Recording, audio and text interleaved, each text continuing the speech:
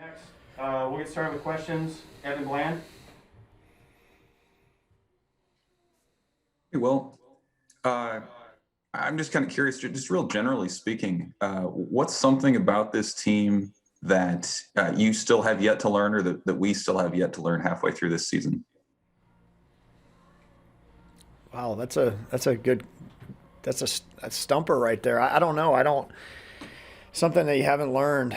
Um, yeah, I don't know. I don't know how to answer that one. I think the team that you've seen is the team that we've seen since they've stepped foot on campus. Honestly, the solid defense, the energy that they play with, the passion, the strike throwing on the mound. I mean, those are all things that we've seen since September. Honestly, when we started fall practice, and I think that's a good thing. I think that's a good sign where what you see is what you get with the team. It's not necessarily that there's something being held back, or we just haven't quite done this yet. I think honestly with this team.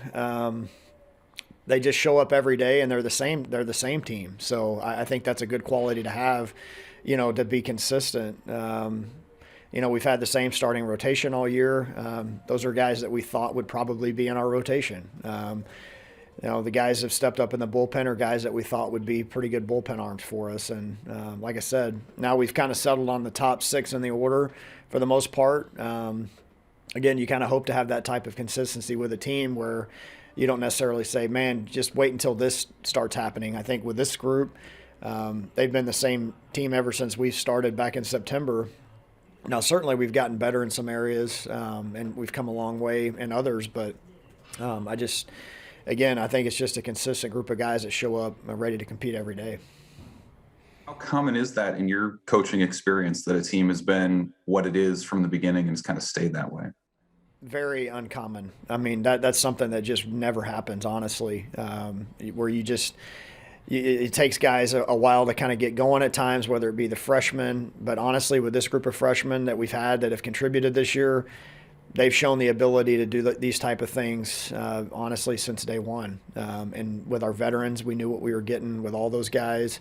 Even though we didn't have designated captains at the beginning of the fall, it was very clear of who our team leaders were. I think everybody could kind of point to, who the guys they thought would be rotation type guys for us. So it doesn't happen very often where you feel like you've kind of got a pretty good idea, especially when you've got as many newcomers as you have. Sometimes it takes a while to mesh, the new faces with the guys that have been here before. But again, I think just the testament of our older players and our leaders, where they just, hey, let's go, let's do this, we're all in this together. This is what we're trying to get accomplished, and it doesn't matter how old you are, where you come from, what your experience level is. We're all here to just get the job done. Chris Bassinet. Hey, Will, for the guys that maybe don't play as much or haven't played a lot at all this year, how do you keep them engaged? How do you keep them ready? And I know you talk about next man up and things like that, but how do you keep those guys ready, to stay in it and stay with the rest of the guys that are playing a lot? Yeah, it does make it difficult this year with kind of how everything played out. Usually you use the first 2 or 3 weeks of non-conference play to get a feel for your team and get some guys, maybe their first collegiate at-bats or innings. And then the midweek games are obviously big for that too. So, yeah, not having that stuff, we just really had to pare it down a lot earlier, honestly. And I alluded to that before the season started. We just didn't really have the opportunity to put a guy on the mound that we just weren't quite sure if he's going to throw strikes, or to put a guy in a situation in a game where we weren't quite sure if he knew the signs or if he knew, exactly the situation on the bases and that type of stuff. So we try to get those things done in the midweek with scrimmages. We had one yesterday. We've had one each week since the season started. And those are important. I mean, those are development pieces right there where we've got, I was looking at our stats the other day from the midweek stuff. We have guys that have 25 or 30 at-bats in those type situations. So we're at least getting some of that done. And with the guys on the mound, we've seen some guys. Ethan Bradford got a chance to throw this past weekend based on what he had done on Tuesdays.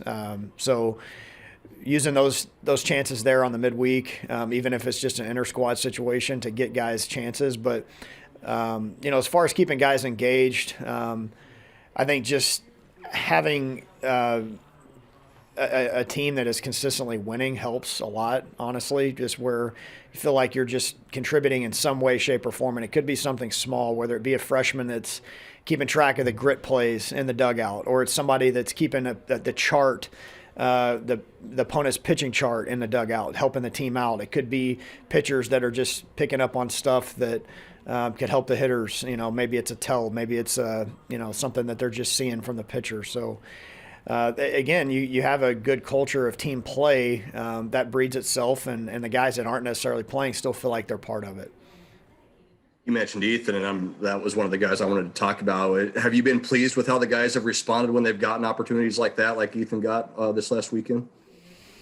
For sure, and he earned that opportunity. Like I said, it wasn't just we'll go ahead and give this to him right here, because he earned that spot. I mean, and you can ask anybody on our team, his demeanor the last 2.5 weeks on the mound when he's done the live stuff has flipped. It's been a 180 where he's trusting what he's doing, and he's left-hander that can run the ball up to 92 miles an hour with a pretty good breaking ball and changeup. So, with him, it was just a matter of trusting his stuff and his ability.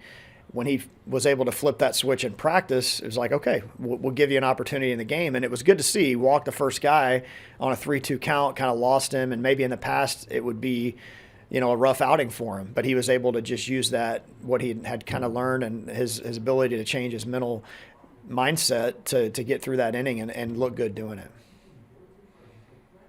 Cole Peterson. Hey, Will, I guess kind of same topic, but what are just your overall thoughts on the bullpen? And then more specifically, Jake coming out of the bullpen, what kind of energy and dynamic has he brought in? Obviously, he was a starter through the first couple of weeks. What has he brought into the bullpen this season? Yeah, I think our bullpen, we're starting to settle into a little bit more defined roles at times. But Jake in particular has given us a pretty good jolt of energy, as you said, just in the back part of the game. I mean, he's not scared. He's not going to be timid. He's coming at you with 93, 94 from the left side. It's already a tough fastball to hit because he hides it. And just gets a lot of swing and miss. And he's been in some big spots, and he's just very competitive.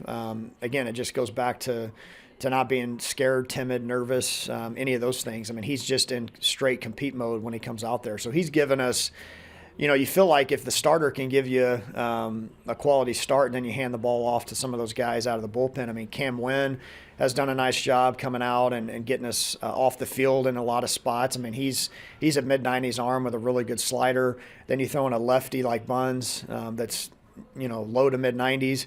And then you've got Schwelle coming out of the pen, well, not out of the pen, coming from shortstop with mid to upper 90s, throwing strikes. And that's the thing that all those guys have done a pretty good job of is attacking the strike zone. Michael Brooks. Well, a quick big picture question. What do you kind of make of the one-time transfer thing that passed last week, and how do you kind of see that affecting baseball?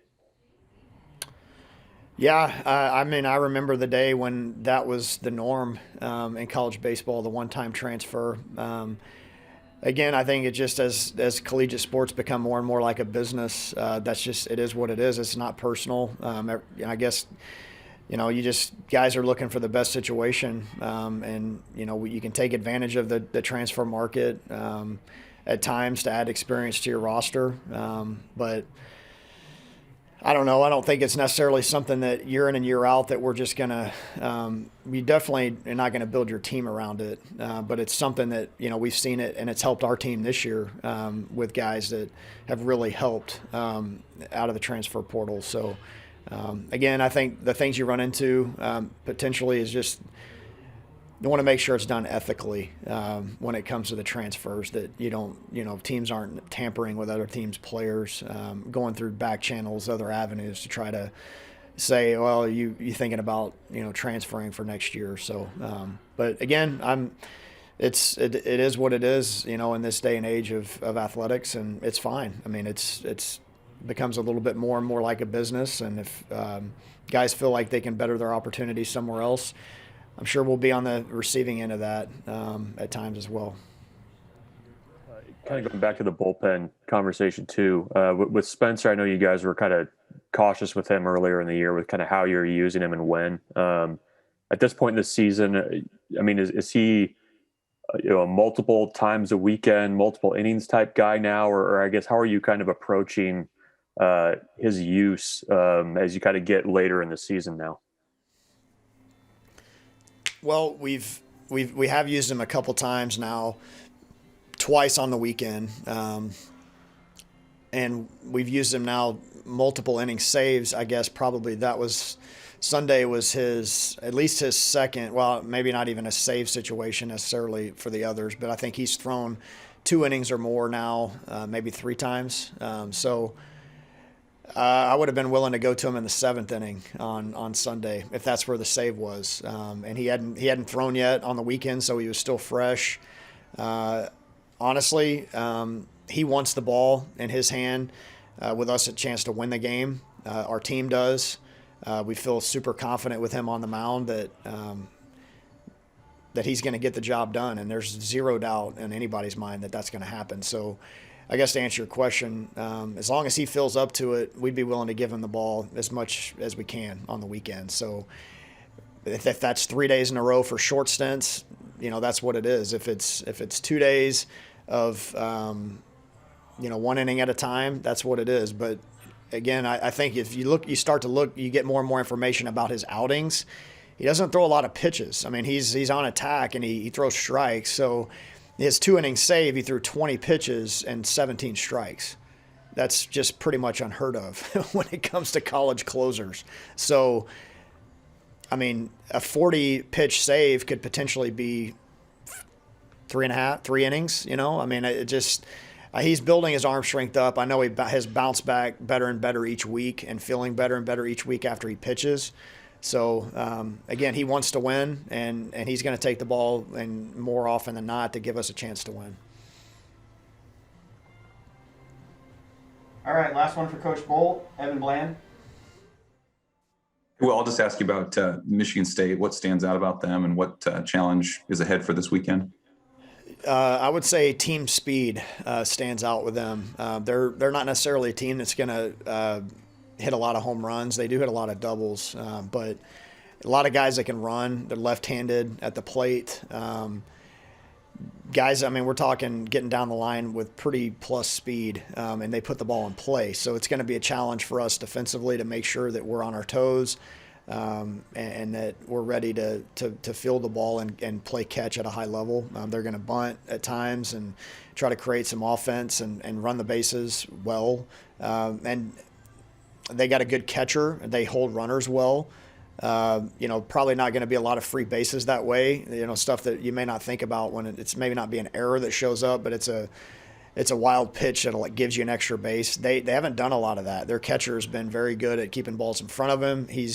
Like I said, he's thrown guys out on the bases. They do a good job on the mound of controlling the running game. So that's something that we like to do. We're not going to change our game, but we also need to make sure that we're ready to cash in on some of those opportunities where runner at third, less than 2 outs.